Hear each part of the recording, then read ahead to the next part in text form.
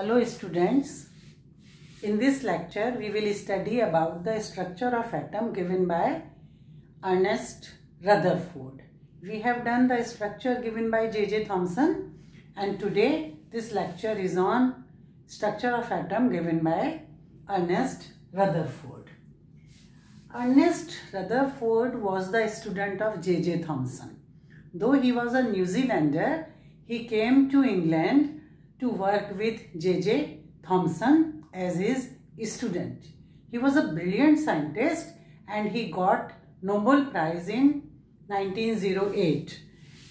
Most of the work is on radioactivity. That's why he is also known as father of nuclear physics and father of nuclear chemistry also.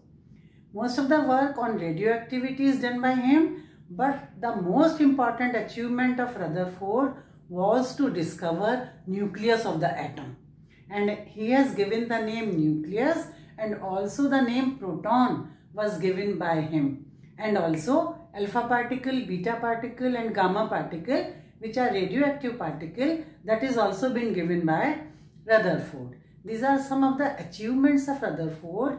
Though he was a student of J.J. Thomson, they have very cordial relationship, and later J.J. Thomson once said that he was the brilliant student he had ever had. So this is something about Rutherford. Now directly coming to his experiments done to know the structure of atom. His experiment, they have 3-4 names, and in exam any of the name can be asked, so you should know what his experiments are being called. One is the gold foil experiment to know the structure of atom. All these experiments are one and the same to know the structure of atom. What these scientists wanted at that time, they want to know the arrangement of electrons and protons inside the atom. J.J. Thomson has given his model that atom is a positive sphere and negative these electrons are embedded, and this Rutherford was also in his influence, and he was expecting the same results based on Thomson model, but he got altogether different results from his experiments. So the name of his experiments are gold foil experiment, second alpha particle scattering experiment, third is nuclear experiment or nuclear model. His model is known as nuclear model.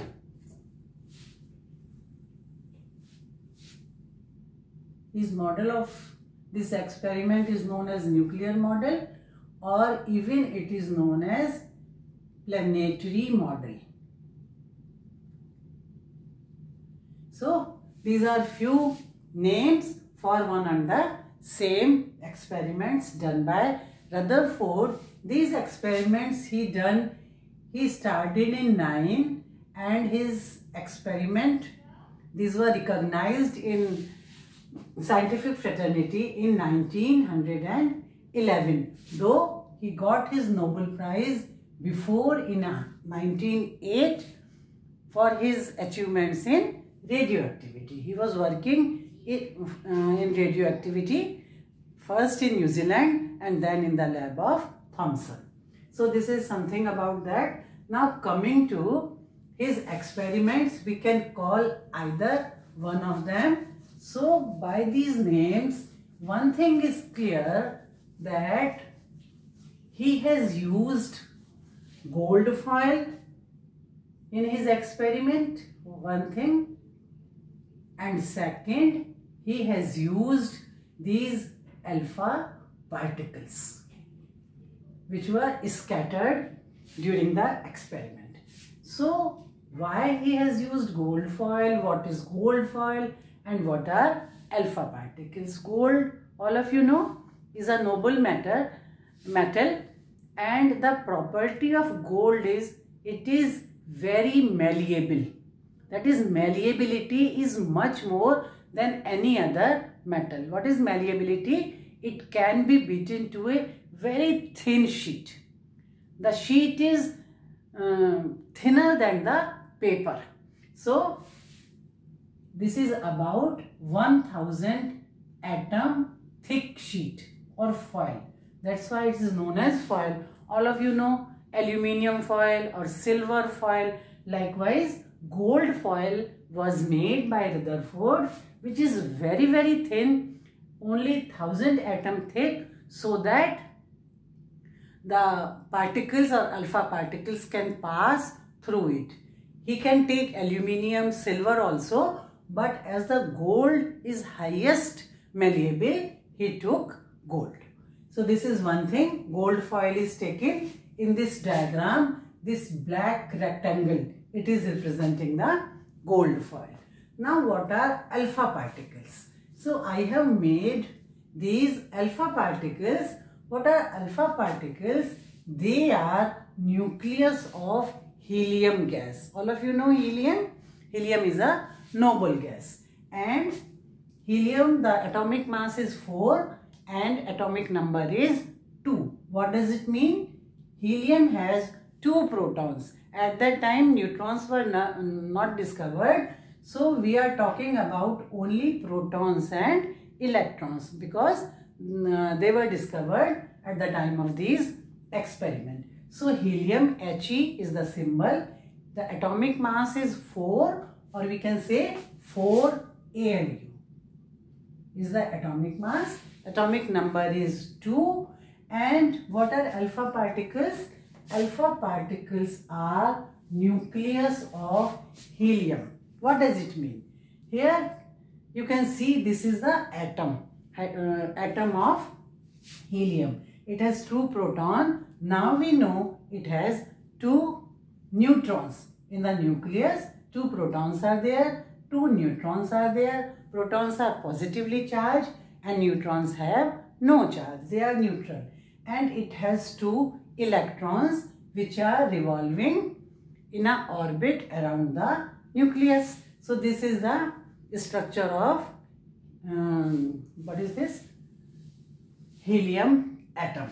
So these 2 electrons, if they are peeled off, if they are removed, what will left?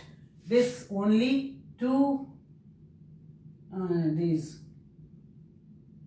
protons were left and 2 neutrons were left. And this is the nucleus of helium. But as the electrons have gone, this helium nucleus will have 2 plus charges which are present on the proton. Or we can write it like this also. So we can write this also, we can write like this also, and these are known as alpha particles. These are radioactive particles, and what is their properties? They are doubly charged, that they have 2 positive charge on them, and second, they are quite massive, that they are heavy, they have some mass. So as they are massive, why they are massive? Because these 2 neutrons are also present with them. So they have a mass of 4 AMU. So they are massive, heavy, and due to this property, they have lot of energy. So these heavy, doubly charged particles with lot of energy are used by Rutherford for his gold foil experiment. So these 2 things, they are used. Now this is just a symbolic representation. I cannot make it quite good, three-dimensional I cannot make. So just to show you how this gold foil experiments is there. So this is a lead box. Lead, you know, it can absorb radioactive waves. So in this lead box, radium, which is radioactive, it is kept, and a small pinhole is made on this side. Most of the radioactivity is being absorbed by the lead box, and through this pinhole, a slight hole, some radioactive rays, they go out. and this is a semicircular with this opening, a fluorescent screen. It is made up of zinc sulfide. What this screen has, has the inner surface is fluorescent. If some radioactive particle hit this screen, then there is illumination, or we can see there is fluorescent light comes on the screen, and it can be seen that some particle is hitting this screen at this place. So luminance is there and fluorescence is there. So in the center of this circular screen, this black rectangle, it represents gold foil. A thin gold foil, it is being kept. So what happened when the experiment started, and these from here, these radiation or alpha particles, they are being fired on this gold foil. They are coming out and they are fast moving as they are heavy and they have lot of energy. So these particles, they are fast moving and they hit this gold foil. When they hit this gold foil, it is seen that most of the particles, they go straight and they hit this screen, and they can be seen as fluorescent light on this screen. Rutherford was not expecting these results, but what are the results? Most of the alpha particles, this red line, this is of alpha particles, radioactive particles. They are hitting this gold foil, and most of them, they go straight and hit this screen. But very few, they deviate from their path with small angles. So these two lines, they show some deviation from their path. Very few, they deviate, but to his amazement, to the amazement of Rutherford, what he had seen that very few particles, that is 1 in 20,000. In NCERT, it is written as 12,000, but in some places it is written as 20,000. That is very few. 1 in 20,000 alpha particle, it bounced back. It returned back with 180-degree angle. The angle is, that is complete rebound or complete return of some alpha particles is there. And it is very few, 1 in 2,000, and these results, they amazed Rutherford. So these are 3 results. I can write these 3 result observation. Now you know, in experiment he used gold foil, then alpha particles, and he wanted to know the distribution of electrons in the atom. He was under the influence of Thomson model, and he was thinking that on the same line, that atom, it has a positively charged body or sphere, and electrons, they are embedded like the seeds of watermelon in the sphere. But the results he got, so we will write the observations. What observations he got? The first, as I have told you, most of the alpha particles. Now you know what is alpha particles, which are coming from these radioactive source, which is kept in this box. So these radioactive particles are alpha, beta, gamma, all are radioactive particles. So most of alpha particles go straight. So what did he observe? That most of the alpha particles, they go straight and hit this screen. Second, very few deviate. Deviate means they change their path. Very few, like this, like this. They are not going straight. Very few deviate with a small angle. And the third, the most remarkable observation is very few. Very few, that is 1 in 20,000 rebounds or completely come backward, completely returned back. So now he want to conclude these observations why this is happening. Under the influence of Thomson, he was thinking if whole of the atom is positive, then and these alpha particles are positive, so they may either go straight or some of them will deviate with little angles.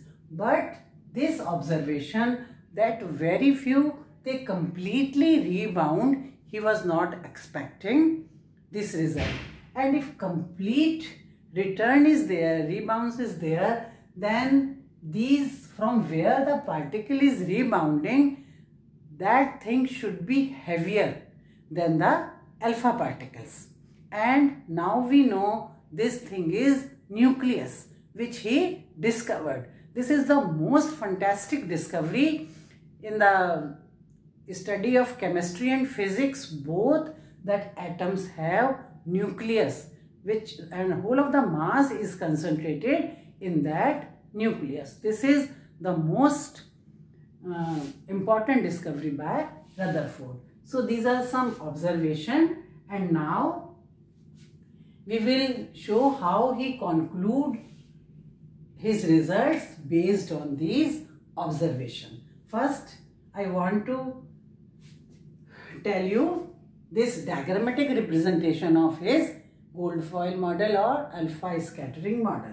This is again the Rutherford model and it is depicted diagrammatically. These are gold atoms. What are these? These are gold atoms. This is a diagrammatic representation, and these particles are quite big in comparison to this atom. This atom is quite small in comparison to nucleus. This is nucleus. If we want to compare the size of the nucleus and the complete atom, it is far bigger than the nucleus. And it is said, if there is a big football stadium, then this nucleus is like a floating fly, small fly, makhi, floating fly in that big that football stadium. Or it is said it is like a pea, a grain of pea in a big racing track. That is, it is so small. And there is one analogy I have read, and that analogy is about the hydrogen nucleus. In hydrogen, this is the only element where no neutron is present. So if this is hydrogen, in the center only one proton is present and one electron, it is revolving around in hydrogen atom. So this is an analogy to compare the size of nucleus and size of atom. What is said? What it says that if hydrogen atom is as big as Earth, complete hydrogen atom is as big as Earth, then the nucleus is only 200 meter. Now can you imagine how small is the nucleus in comparison of the complete atom? But here I have made this much is nucleus and this is atom. This is diagrammatic to study it better. So this is how, this is Rutherford experiment. These four are gold atoms and these plus they are the nucleus having protons, so they have positive charge, and these points they are the electrons which are moving around this nucleus in the outer sphere. These are helium nucleus, or we can say these are alpha particles. helium nucleus or alpha particle, one and the same thing. So what he observed, that most of the alpha particles, they go straight through the atom of gold. This is going straight, this one, this one, this one, this one, this one. Most of them, they are going straight, hitting here. But very few, like this one and this one. Which one? This one. They are deflected by a small angle. Why the deflection is there? This is plus, positive. These are also positive. Positive, positive repel each other. Same charges repel each other. So when it comes near the nucleus, it is repelled by this positive charge and it deflected from its way. Likewise here, you can see it comes near the positive nucleus. So it is deflected by its charge. But if some alpha particle hits directly to the nucleus, this nucleus is also positive, this is also positive, it is quite heavy in comparison to even helium nucleus, so it bounces back and almost with 180 or near about angle, so it returned back when it hits the nucleus in the center. So these are the observations, and on these observations Rutherford, he made some conclusions, and I am writing these conclusions on this board. What are the conclusions? The first conclusion he made, conclusions. The first is, most of the atom has empty space. Empty space. Why? How he reach on this conclusion? Because most of the alpha particles, they are going straight without any deflection, without rebounding. It means most of the atom, it has empty space. The second conclusion is that positive charge is distributed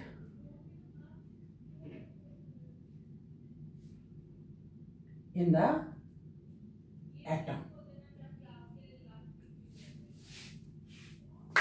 Is distributed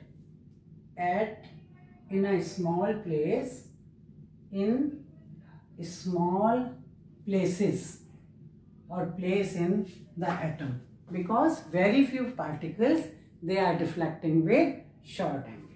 And the third and the most important, when he observed this the complete rebound or complete return back of alpha particles, he concluded that most of the positive charge and mass also of atom is concentrated in a very small volume. If it is in a very small, in the center or anywhere in the atom, then this positive charge and mass also, if it is concentrated at a very small volume, then only this rebounding of the alpha particle can happen.